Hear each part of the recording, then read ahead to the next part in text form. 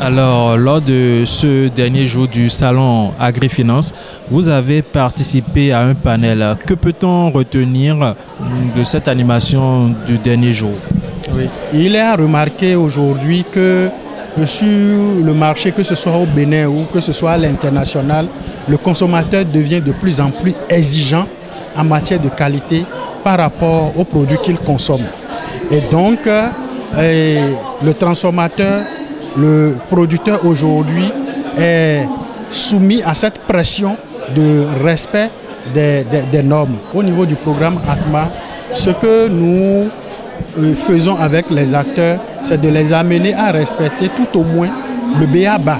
Le b.a.-ba de la transformation agroalimentaire, c'est le respect de l'hygiène et les bonnes pratiques. Ce que nous pouvons tirer aujourd'hui, c'est qu'il y a du mouvement dans le monde de l'agroalimentaire au niveau du Bénin.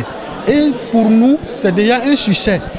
Il y a de cela peut-être 6 ans, 10 ans par le passé, on ne parlait pas, ça ne faisait pas débat. Mais aujourd'hui, ça fait débat et les transformatrices, les transformateurs de nos produits, les entrepreneurs sont conscients que pour garantir leur marché au niveau national, pour percer le marché au niveau international, ils sont obligés de respecter les normes de ces marchés-là. Nous avons également parlé des différents certificats qu'il faut pour, par exemple, les certificats de conformité, par exemple. Mais ce que nous devons retenir, c'est que lorsque je suis transformateur, je suis entrepreneur agroalimentaire, c'est mon marché qui me dicte la norme que je dois respecter. Vous ne pouvez pas aller sur le marché du Nigeria avec un produit transformé et emballé aujourd'hui si vous n'avez pas le NAFDAC.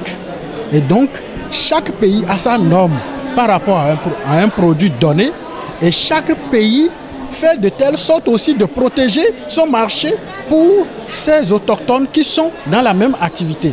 Donc moi je suis sûr que nous n'avons pas 2 ou 3 entreprises qui ont le NAFDAC par exemple du Nigeria pour pouvoir vendre les produits transformés et emballés sur le marché nigérien. Toujours est-il que nos entrepreneurs aujourd'hui, fabricants de jus, nos entrepreneurs fabricants de l'huile de palme arrivent à commercialiser leurs produits et en dehors, entre l'intérieur du pays et en dehors du Bénin. Et je pense que des initiatives comme AgriProFocus, ce sont des initiatives à encourager. Parce que ça permet le brassage. C'est plusieurs entrepreneurs, c'est plusieurs transformateurs, c'est plusieurs commerçants qui se retrouvent sur ce marché et qui partagent des expériences.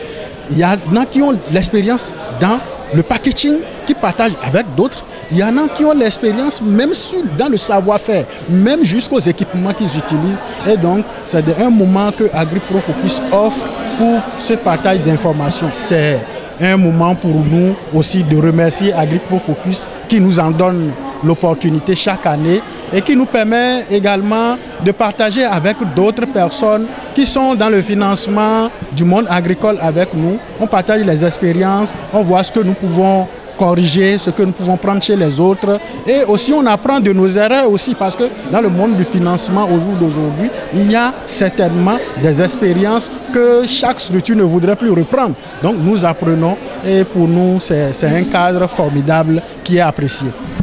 Merci beaucoup monsieur.